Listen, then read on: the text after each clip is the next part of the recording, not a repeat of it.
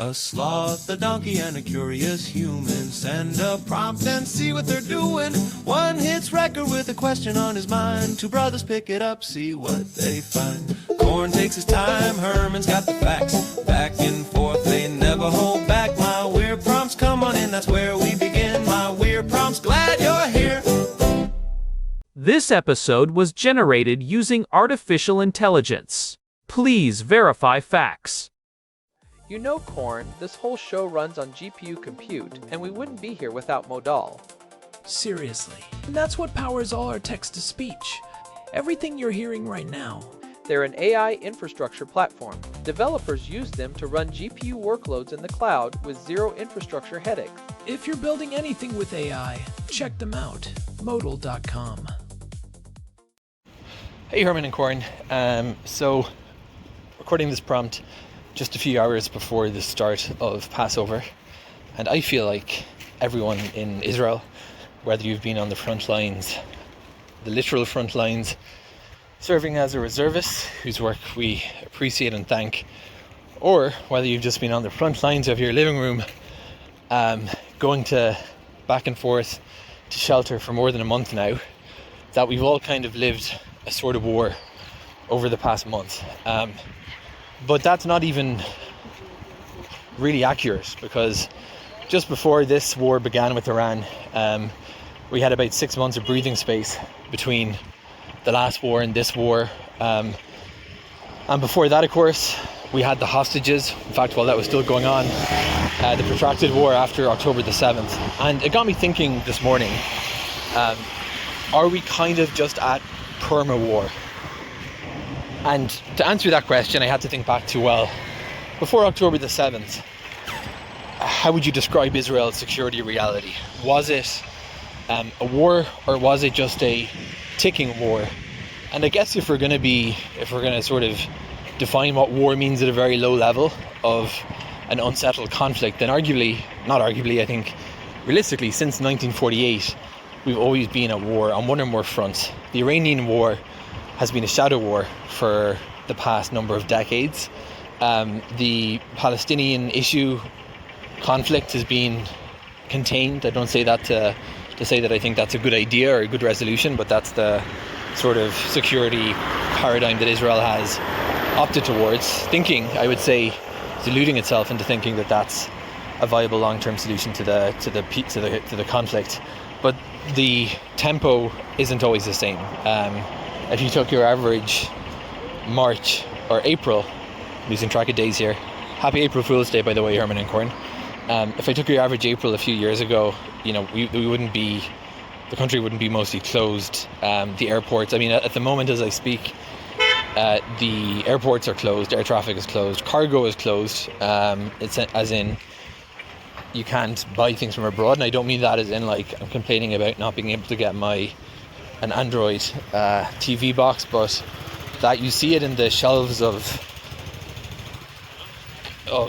your local Quickie Mart that maybe gets its iPhone cables and they're out of them. It's little things like that you're reminded of every day, that things aren't. This isn't like the normal reality here. Israel is a very, very small country, an island, and when you cut off the air supply, you kind of cut off essentially the conduit between Israel and the rest of the world. And what I'd love to ask you, Herman and Corn, and explore in this episode in particular, is when you have a country that's at a permanent state of readiness or conflict, and we talk about Israel because that's where I live and that's where we live in our imaginary podcast world, but it's not just Israel.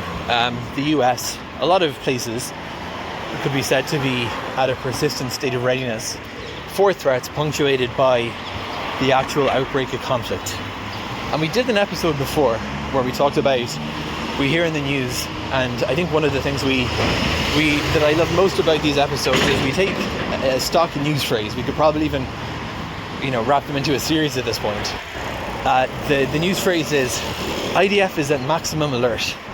And I ask you usually something like, Corn, what does that actually mean? Like, I know what it means, the words, but when they say that the army has gone on maximum alert, what does that mean? And we talked about, practically speaking, what defined levels of readiness and posture look like in the civilian and military context.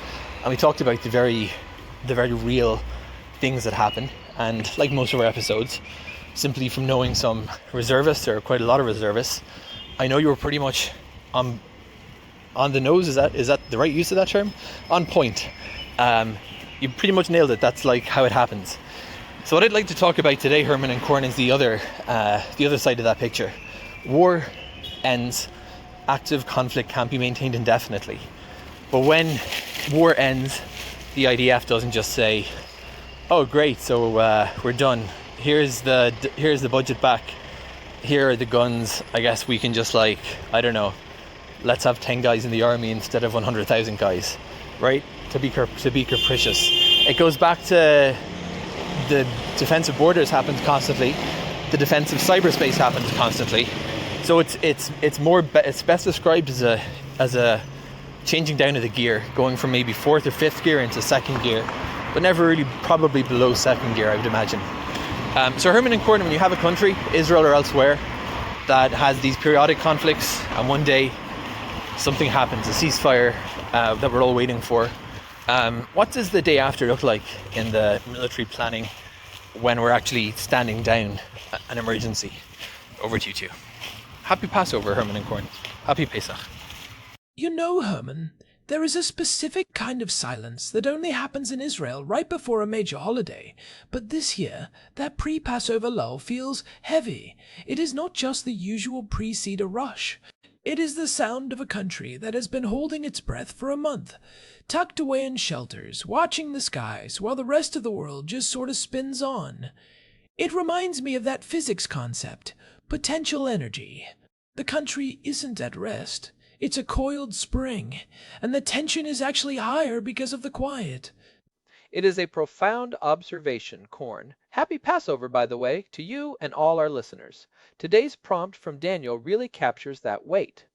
He is looking at this transition, or the lack thereof, from high-intensity conflict back to whatever we are calling normal these days. And it is a perfect time to dive into this because, as Daniel mentioned, Google Gemini 3 Flash is actually powering our script today, helping us parse through the logistics of what it means to stand down when the world around you refuses to sit still. It's about the friction between a military timeline and a civilian one. I love that Daniel brought up the iPhone cables at the local Quickie Mart. It is such a perfect, mundane tragedy. You can't get a charging cable because the literal air supply of the country, the cargo flights and the shipping lanes, is throttled. It makes the geopolitics feel very personal when your phone is at 5% and the global supply chain says, "Sorry, we're closed for the war." It's like the country is an organ that's had its blood flow restricted. You don't notice the blockage until the extremities. The little things like electronics or specialty flour for the holiday start to wither. Herman Poppleberry here, and I have to say, that island economy reality is something people often miss. When Ben Gurion Airport shuts down or insurance premiums for the Red Sea skyrocket, Israel effectively becomes a besieged fortress, even if the cafes in Tel Aviv are technically open. But Daniel's question is the real meat here. What happens the day after a ceasefire? When the maximum alert headlines fade, does the machinery actually stop, or are we just downshifting? Does the island suddenly get a bridge to the mainland, or are we just treading water more slowly? Right, because the term ceasefire suggests a binary, on or off, war or peace. But if you're living it, it feels more like moving from a scream to a heavy rhythmic breathing. We're moving from fifth gear to second, but we're never putting the car in park. So, Herman, let's get into the mechanics. When the government signs a piece of paper saying the shooting stops at midnight, what actually happens inside the IDF? Do 300,000 reservists just drop their kits and go back to their tech jobs the next morning? Not even close. In fact, the stand down is arguably more logistically complex than the mobilization. When you mobilize, you have adrenaline and existential necessity driving the speed. When you stand down, you have to manage a controlled reduction in operational tempo. Think of it as a massive, multi-layered circuit breaker. You can't just flip the switch because if you do, you create these massive vulnerability windows. If everyone goes home at once, the border is a sieve. You have to bleed the pressure off the system slowly or the pipes burst. So it is a staggered release. But I imagine there is a massive reset and refit cycle, right? I mean, these tanks and planes have been running at 110% capacity for weeks or months.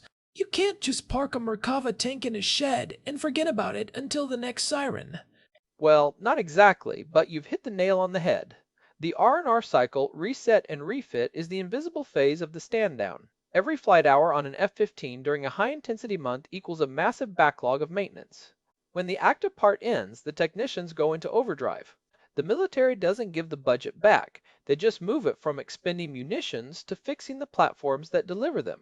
It's like a marathon runner who finishes the race and then has to spend 3 days in physical therapy just to be able to walk again. If you don't do the refit, your second gear is actually just broken gear. And what about the people? Daniel mentioned the reservists. We're talking about 10.9 million reserve service days projected for 2025. That is a staggering number of people who are not at their desks, not starting startups, not teaching classes. When the gear shifts down to second, how do they decide who gets to go home first? Is there a first in, first out rule? Or is it based on how vital your civilian job is to the economy? There is actually a protocol for this, often referred to as the Week 3 spike management. The IDF learned long ago that around the 3-week mark of high-intensity service, you see a sharp dip in civilian soldier resilience. The stand-down planning involves rotating these units so that the people who have been in the mud for 60 days get out first, but they are replaced by a sustainment force. In the 2026 paradigm, standing down means keeping a permanent reinforced footprint in buffer zones that simply didn't exist in 2022. You might get released, but your unit is still on a 48-hour tether. You're home, but your boots are still by the door. So the day after is really just day one of a new higher cost baseline. It's like we upgraded our security subscription, and now the monthly fee is triple what it used to be, and we can't cancel it. We're paying for the premium tier just to get the basic service. That is a great way to put it. And that fee isn't just money, it's the logistical air supply Daniel talked about. Let's look at the economic recalibration. During the height of the conflict, the government is doing emergency procurement. They are buying interceptors for the Iron Dome and food for the front lines at any cost. When they downshift to second gear, the focus shifts to long-term sustainability. But here's the kicker. The war economy doesn't just disappear. It just changes its ledger entry. You're talking about the stimulus effect. In part, the government has been using reservist compensation essentially as a form of domestic stimulus. When you have 300,000 people receiving government checks because they're in uniform, you're injecting liquidity into the market to prevent a total collapse of consumption. But when they stand down, that stimulus dries up, while the island economy restrictions like the shipping delays around the Cape of Good Hope often persist. You end up with a consumption gap, where people have less government-backed income, but the prices of those iPhone cables are still inflated because the ships are still taking the long way around Africa. It's a double whammy. You lose the war pay, but you still can't get your iPhone cable because the Houthis or the Iranians are still playing the long game in the shipping lanes. It makes the second gear baseline feel very precarious. I want to go back to the maximum alert thing though. We've talked about what it looks like when it's triggered, but the stand-down version of that, is there a minimum alert anymore? Or has the floor just been raised permanently? I mean, can we ever go back to Gear Zero where we just don't think about it? The floor has been raised. Pre-October 7th, the security doctrine was largely containment through technology. We thought sensors and a few elite teams could hold the line while the rest of the country lived in a sort of dream state. The 2026 reality, this permanent war. Daniel is sensing is a shift to active defense. That means even in a ceasefire, you have standing battalions on the borders, permanent drone patrols, and the home front command's readiness levels. Green, yellow, red are a permanent part of the weather report on the news. You don't check if it's raining, you check if the interceptors are active. It's like living in a house where the alarm system is always chirping. You eventually stop hearing it, but your brain is still processing the stress. It's that background hum of anxiety. And that brings up the psychological toll. Daniel talked about the front lines of the living room. When you stand down the military, you don't necessarily stand down the civilian psyche. How does a society function when second gear means you're still only 90 seconds away from a bomb shelter at any given moment? Does that become a fun fact of Israeli life, or does it erode the social fabric over time? That is the ticking war paradigm Daniel mentioned. Traditionally, we viewed war as a discrete event, a beginning, a middle, and an end. But the current Israeli model, and increasingly what we see in places like South Korea or even the US, posture in certain regions is the conflict is a continuous state of varying intensity. The stand down is just a period where the intensity is low enough to allow for economic maintenance, but not low enough to allow for genuine relaxation. It's strategic patience applied to your own survival. It's the difference between a sprint and a marathon where someone occasionally throws rocks at you. You have to keep running, but you have to pace yourself. I'm interested in the comparative side of this. Daniel mentioned the US and other places. Does the US manage standing down differently? Because they have the luxury of distance, right? Their living rooms aren't the front lines usually. When they leave a conflict, they actually... Distance is the ultimate luxury. When the US stood down from the surge in Iraq or the drawdown in Afghanistan, it was a literal withdrawal. They moved equipment back to Kansas or Germany. They could afford to put the gear back in the warehouse. Israel doesn't have a warehouse that isn't also a potential target. So while the US model is surge and drawdown, the Israeli model is becoming persistent presence. When the US stands down, the soldiers go to a baseball game. When Israel stands down, the soldiers go to their tech jobs, but keep their uniforms in the trunk of the car. which is much more expensive, not just in terms of fuel and ammo, but in terms of opportunity cost. Infinitely, both in terms of GDP, which hit 8.8% for Israel in 2024, and in terms of human capital. If you're a software engineer and you have to spend 60 days a year in a tank, your career trajectory looks different than someone in San Francisco. This is the permanent war economy. You're not just paying for the bullets, you're paying for the lost innovation, the strained marriages, and the iPhone cable, shortages that signify a disconnected trade network. It's a readiness tax on the entire future of the country. I want to dig into that disconnected piece. Daniel mentioned that when you cut the air supply, you cut the conduit. In the stand-down phase, why doesn't the air supply just pop back open? If there is a ceasefire, why are the airports still struggling? Why can't I get my Amazon package in 3 days like I used to? Because risk is not a light switch. Insurance companies, specifically the maritime and aviation underwriters in London, don't care if there is a ceasefire on paper. They look at the persistent threat. If there are still drones being launched from proxies, or if the shadow war with Iran is still simmering, the premiums stay high. The stand down in military terms doesn't translate to a stand down in commercial risk. This is why the shelves stay empty even when the sirens stop. The market is more cynical than the military. So the military stands down to second gear, but the global economy stays in neutral regarding your specific region. That is a grim realization. It means the day after isn't a return to the day before.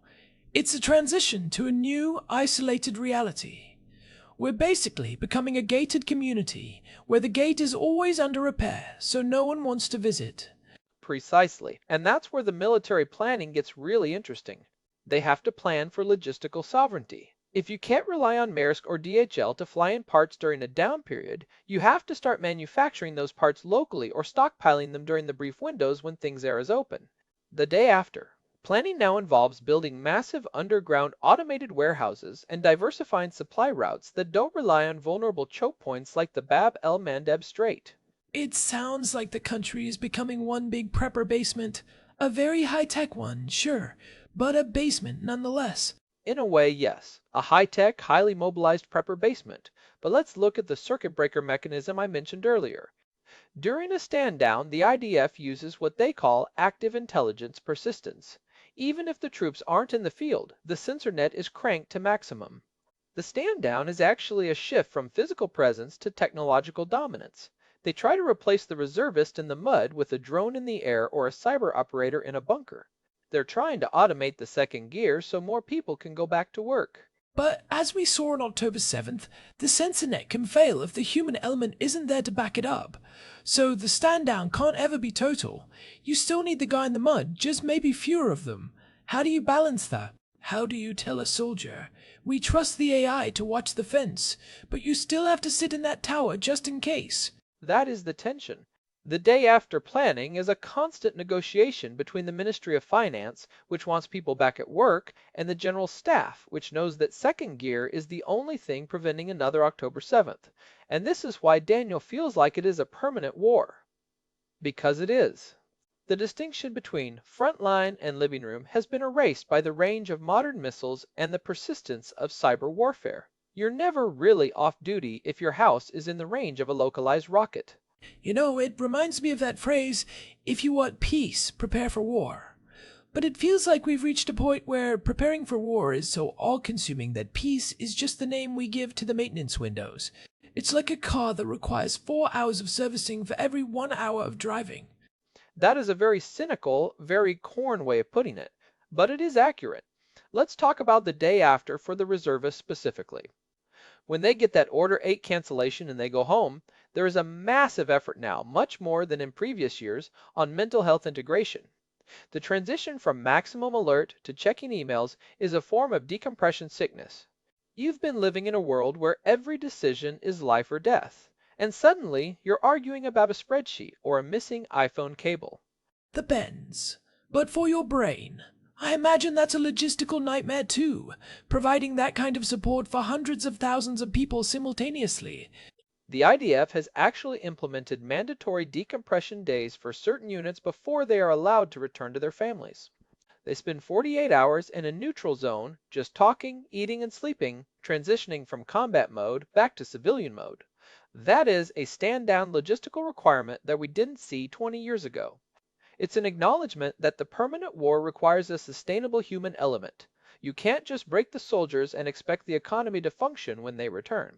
It's fascinating that the stand-down involves so much more than just putting guns away. It's about recalibrating the human, the machine, and the economy all at once, while the threat hasn't actually gone away. It's like trying to change a tire while the car is still moving at 60 miles per hour, and the spare tire is also slightly flat. And the road is on fire. Naturally. Let's talk about the ticking war versus active war distinction Daniel made. He asked if we were just in a ticking war before October 7th. Looking back from 2026, how do we categorize that period?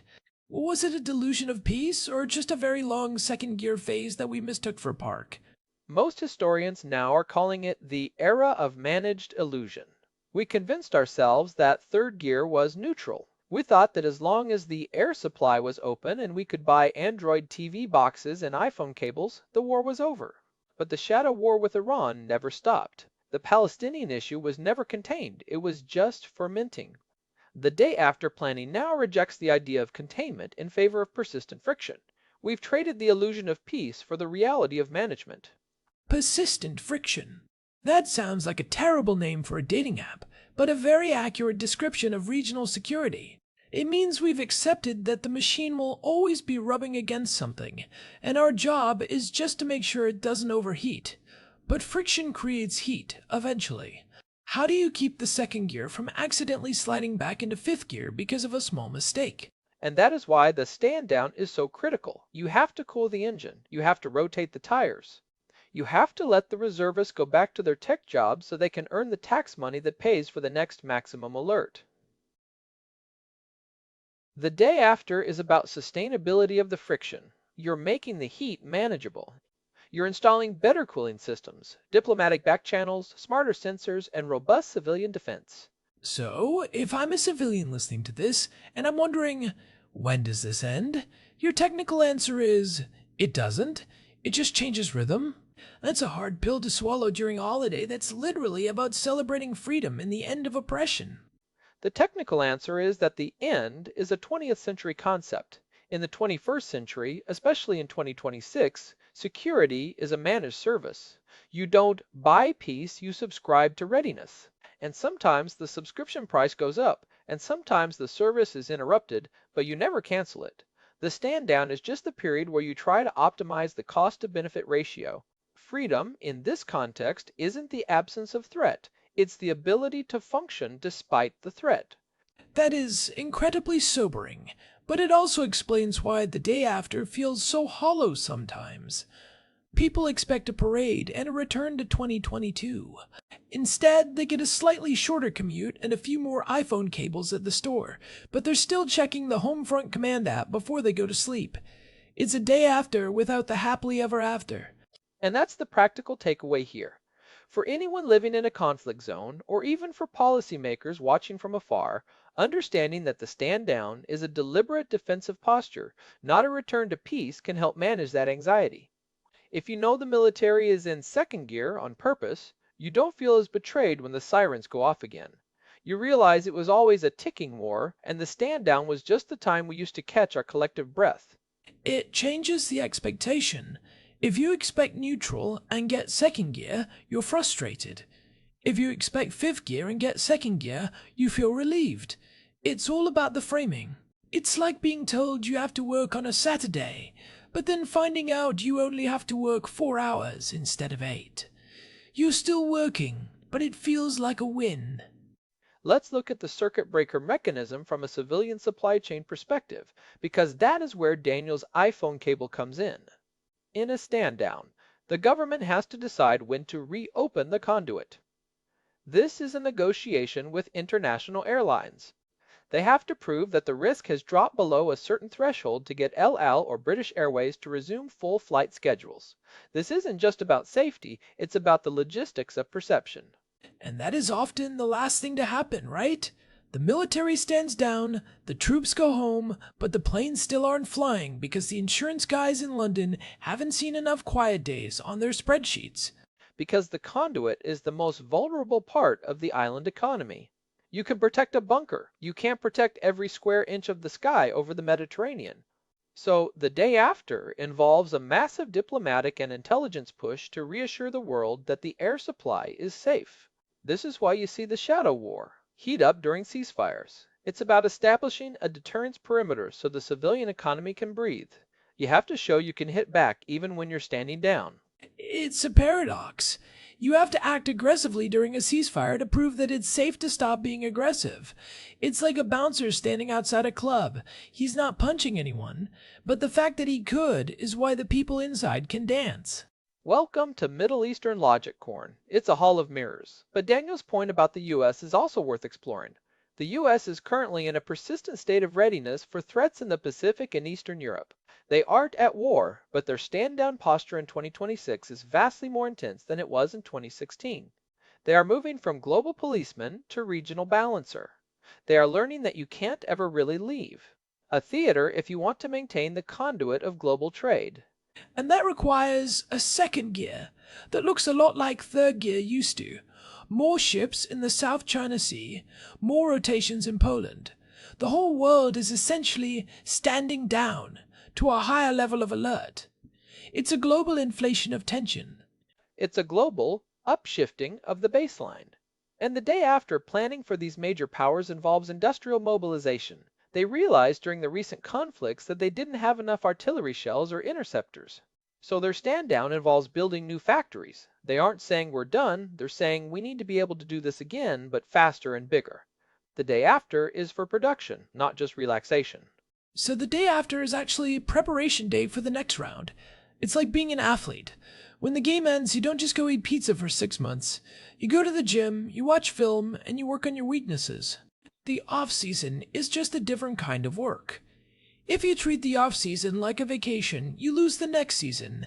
That is the perfect analogy, one of the few I'll allow today. The off-season is where the next championship is won or lost. The IDF day after planning is their off-season.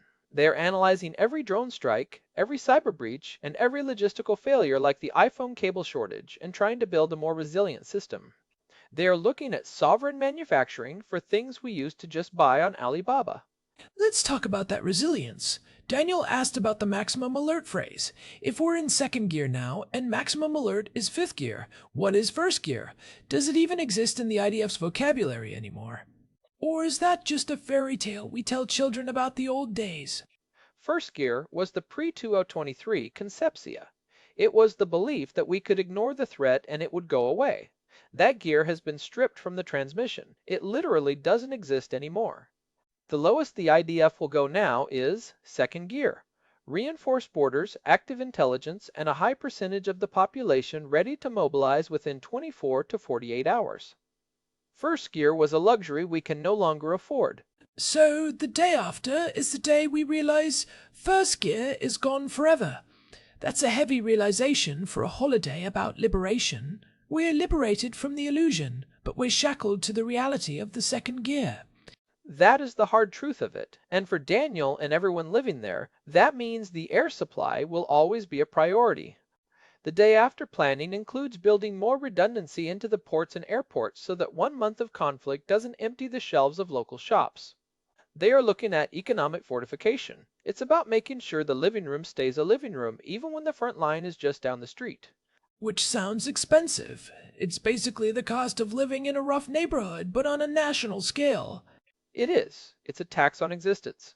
But when the alternative is total isolation, it's a tax people are willing to pay.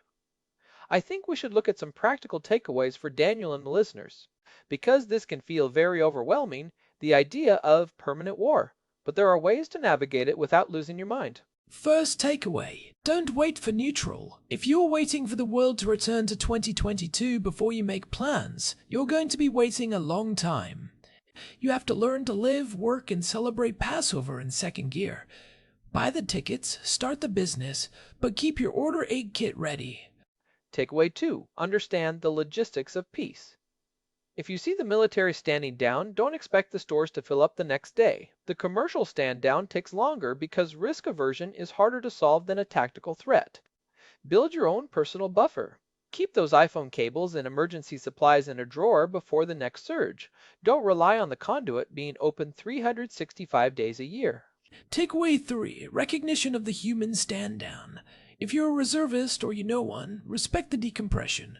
You can't flip a switch from tank commander to junior analyst without some sparks flying. The day after needs to include a lot of grace for the people who are in the fifth gear. We need to fund the mental health side of the stand down as much as the tank maintenance. And finally, for the observers and policymakers, the day after is the most dangerous time for a strategic surprise. When a country is standing down, it is naturally preoccupied with logistics and internal recalibration. That is the vulnerability window. So standing down must be done with one eye still firmly on the horizon. You never turn your back on the door, even when you're sitting down to dinner. It's like walking out of a stadium after a big game. You're tired, you're looking at your phone, you're trying to find your car. That's when you're most likely to get pickpocketed. You have to keep your head on a swivel until you're actually inside the car with the doors locked.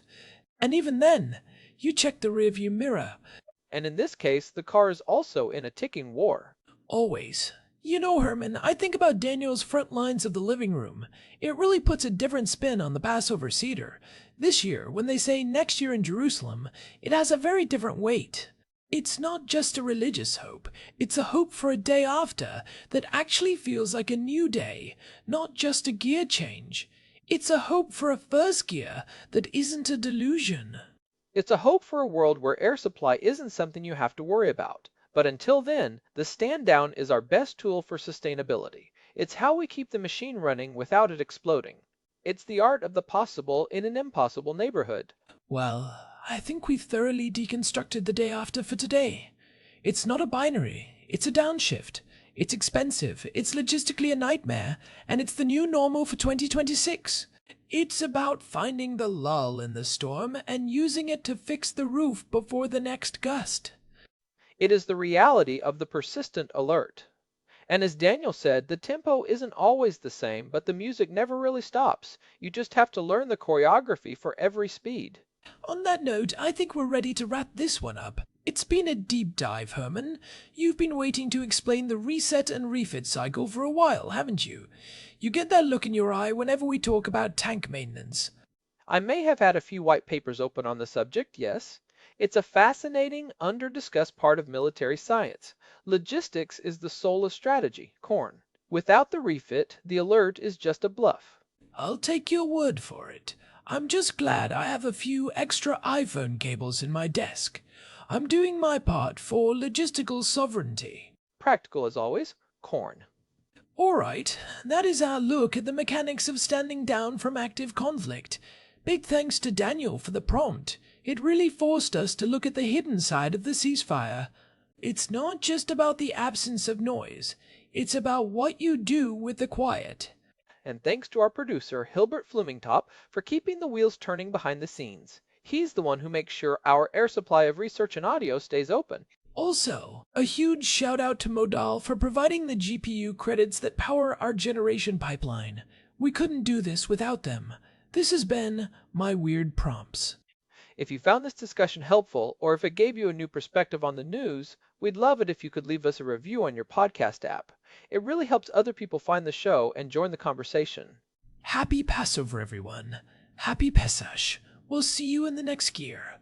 Stay safe, stay ready, and keep your phone charged.